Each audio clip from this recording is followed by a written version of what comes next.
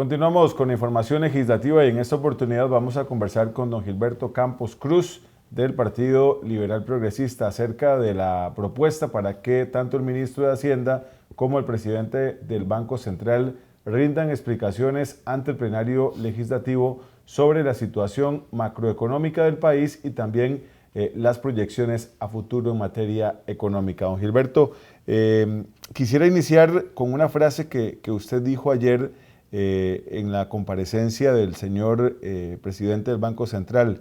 El Banco Central no se ajusta a la realidad que vive el país. ¿Bajo qué contexto podemos dar esta afirmación? Cuando el proyecto se plantea, voy a echarme un poquito para atrás antes de responderle la pregunta. Cuando el proyecto se plantea, se redacta porque existe un vacío justamente de conocimiento de la población nacional, entendiendo a todos los actores de la población nacional, de lo que hace, planea, ejecuta y proyecta el Banco Central.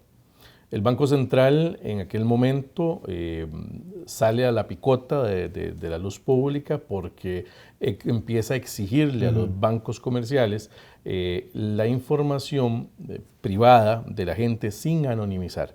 Eso quiere decir que la primera pregunta que uno se hace es ¿por qué el Banco Central está pidiendo la operación crediticia o la operación bancaria o la operación de comportamiento financiero suya, sabiendo quién es usted, cuál es su número de cédula y demás? Eso dio como resultado que empezáramos a cuestionarnos cuál era el rol real del Banco Central en el lineamiento de la política monetaria del país. Y entonces empezamos a observar cómo en las democracias más avanzadas del mundo, los bancos centrales, o en el caso de Estados Unidos, la Reserva Federal, rendía cuentas a la nación una vez al año, mínimo, de cuál era el manejo que estaban haciendo de las tasas de interés, del manejo de la liquidez, de una serie de parámetros que son necesarios para entender la sanidad de las finanzas de un Estado, pero principalmente para garantizar temas de empleabilidad, es decir, las condiciones de empleabilidad de la sociedad, garantizarle que la gente tiene una política que impulsa la generación de empleo, pero principalmente que atiende las necesidades financieras y económicas de la nación. Voy a la respuesta de lo que usted me planteaba. Está clarísimo que ayer en la comparecencia del señor presidente del Banco Central, que en realidad no es una comparecencia, es la rendición de un informe económico y las reacciones posteriores a ese informe económico, mostró que los datos macroeconómicos que presentó no se ajustan realmente a lo que la sociedad está demandando de una política monetaria desde el Banco Central. Le voy a dar el ejemplo más claro. El artículo 2, inciso 2 de la ley del Banco Central establece que el banco deberá velar por las condiciones de empleo pleno del país. Y cuando el presidente del Banco Central dice, a mí no me toca eso, y uno dice, hey, pero hay una desconexión, ¿verdad?, entre lo que dice la ley, lo que el banco está haciendo y lo que la sociedad está demandando. Entonces, por esa razón es que el banco, y así lo entendimos prácticamente todos los diputados que estábamos ahí, por esa razón es que decimos que el banco tiene una desconexión absoluta con la economía nacional. ¿El Banco Central tiene independencia? ¿Ustedes ven esa independencia en el Banco Central o lo ven muy apegado a la directriz que lleva también el Ministerio de Hacienda? El Banco Central, desde una opinión no solo mía, sino de muchos diputados, está instrumentalizado con base en la política económica que ha definido el gobierno actual. Y eso es algo muy delicado. Es algo muy delicado porque el Banco Central requiere la independencia necesaria y su autonomía también para establecer las acciones necesarias para mantener estable la economía, para garantizar que no suba extraordinariamente la inflación y que no haya deflación. Porque efectivamente de lo que se trata aquí es de mantener equilibrios en el sistema financiero nacional. Le voy a dar un ejemplo muy puntual. Yo hubiera esperado, y sigue siendo mi aspiración, que esta ley lo que permita es, no solamente a las autoridades que dirigen la política económica del país, sino monetaria del país, decirle a la gente lo que están haciendo, sino que le permitan de manera prospectiva, que fue lo que en lo que se basó el señor presidente del Banco Central ayer en reiteradas ocasiones, que permitan de manera prospectiva a los agentes económicos que participan en el mercado financiero nacional poder hacer una planificación más eficiente de sus acciones. ¿De qué fue lo que dijo el presidente del Banco Central ayer? Que no va a intervenir para lograr estabilizar el tipo de cambio. ¿Qué genera eso en actores económicos? De que posiblemente hoy hay gente de grandes capitales que está diciendo, ay no, yo voy a salir a recoger colones a lo loco, sigo presionando el tipo de cambio a la baja porque ya yo sé, según lo que dijo el presidente del Banco Central ayer, que no van a hacer nada. Vamos a la llanura, don Gilberto, en este tema. ¿Cómo explicarle a la gente el tema del tipo del cambio del dólar? Que el dólar estaba a 700 colones hace algunos meses, hoy algunos reciben 200 colones menos por ese tipo de cambio de dólar. ¿Cómo explicarle a la gente que hablan de que se están saneando las finanzas públicas, que es importantísimo, ¿verdad? Pero la gente sigue pagando aún tasas de interés muy altas, claro, ¿verdad? Y así una serie de temas económicos que al final es la gente la que lo resiente y tal vez entiende muy poco de la importancia del saneamiento de las finanzas públicas, que es importantísimo, pero en el día a día se está viviendo muy estrujado. La respuesta es muy sencilla.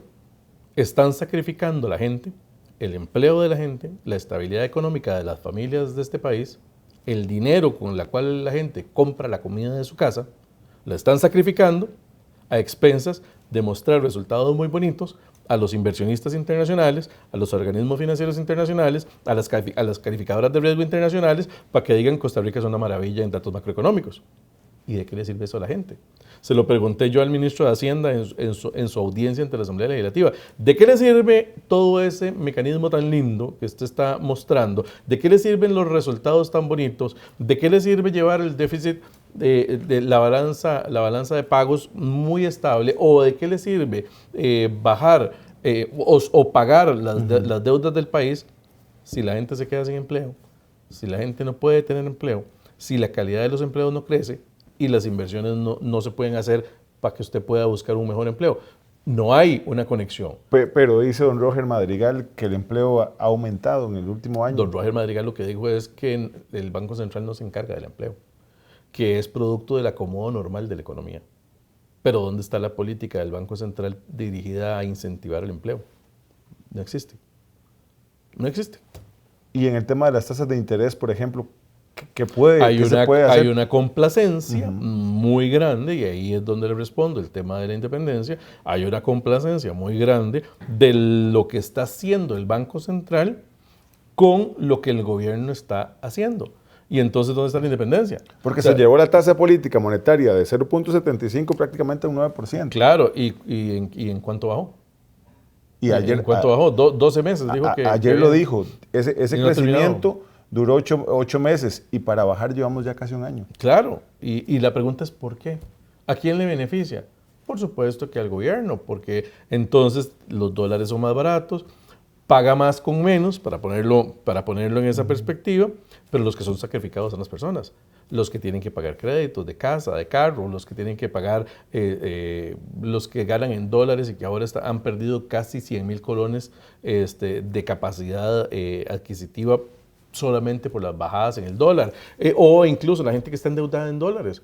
La gente que está endeudada en dólares está realmente viendo a palitos. Ese manejo de la economía entonces depende de... Aunque está el dólar bajo. Del Banco Central y también del Poder Ejecutivo. Se lo digo porque muchos ciudadanos le echan responsabilidad a los diputados. Es que los diputados no tienen absolutamente nada que ver con el manejo de la política monetaria del país y tampoco tienen absolutamente nada que ver con el manejo de la política fiscal de este país. O sea, es el Poder Ejecutivo y es el Banco Central. Y ayer quedó clarísimo que hay una amalgama muy clara entre el Banco Central y el Poder Ejecutivo, cuando a don Roger le dan un tratamiento de ministro de Estado. ¿Cómo es posible que la fracción oficialista discuta con la Presidencia de la República que a don Roger le faltó tiempo, que a don Roger no se ha dado el tiempo, que a don Roger hay que darle más tiempo, que yo le voy a dar más tiempo, que el cierre se lo tienen que dar? Don Roger no es un ministro de Estado. Aunque el presidente de la República le haya conseguido el trabajo a don Roger Madrigal, el presidente del Banco Central, no es un ministro de gobierno y no total puede independencia. tener un tratamiento de ministro de gobierno. Y la fracción de gobierno debe entender que no puede hacer evidente la amalgama que tienen con el gobierno, porque eso es una mala señal al sector financiero nacional. ¿Hay algún proyecto, alguna iniciativa que desde la Asamblea Legislativa se pueda implementar para influir, por ejemplo, en tasas de interés, tipo de cambio? No, vamos a ver, la ley orgánica del Banco Central es muy clara respecto de las competencias del banco. Sí. Si hay una interferencia, si hay un intento de interferencia de la Asamblea Legislativa en el manejo de la política monetaria, yo sería el primero en oponerme. Porque yo creo en la autonomía y en la independencia del Banco Central como una medida, como una garantía de estabilidad del sistema financiero nacional. Lo que sí es cierto es que ayer empezamos a discutir entre algunos diputados la necesidad de hacer un control cruzado con el nombramiento del presidente o presidenta del Banco Central. Y es justamente tratar de que el nombramiento tenga que pasar por ratificación en la Asamblea Legislativa. Estamos en una discusión interesante respecto de ese tema, viendo cómo se hace en otros países, viendo cómo se hace respecto de la influencia que podría tener esa ratificación o no, y el beneficio que podría tener al sistema de pesos y contrapesos en el sector financiero. Algo similar a lo del fiscal general. Algo similar a lo del fiscal general, a muchos nombramientos que tienen que pasar a ratificar, como el regulador general o cualquier otro de esos. Queda también en evidencia que es importante que la ciudadanía conozca realmente cuál es la situación y las acciones que se están implementando. Bueno, pero es que justamente eso es lo que da pie al proyecto. Durante toda la vida democrática del país, por lo menos desde la Segunda República para acá, ha habido un secretismo en el manejo de la política monetaria. Ahí se reúne una junta directiva en el Centro de San José, en el Banco Central, deciden si suben, si bajan la tasa política monetaria, cómo calculan la tasa básica pasiva, qué deciden hacer para incentivar o no incentivar la política productiva o de empleo del país. Y nadie sabe por qué, cuáles son las razones, cuál es la decisión, o sea, nadie sabe nada. Todo es a partir de boletines de información que da el Banco Central, pero la transparencia debe mejorarse, la explicación a la gente debe mejorarse, la rendición de cuentas de lo que está haciendo el Banco Central debe mejorarse, porque al final de cuentas no hay que perder de vista que lo que el Banco Central hace incide en la vida de la gente y la gente tiene derecho a saber qué están decidiendo las personas en ese Olimpo técnico, en ese edificio, en el Centro de San José. Esas decisiones son de impacto directo al bolsillo de los costarricenses. Son de impacto directo al bolsillo suyo, mío y de todos los costarricenses. Don Gilberto, muchas gracias. Con todo gusto. Continuamos con más de la información legislativa.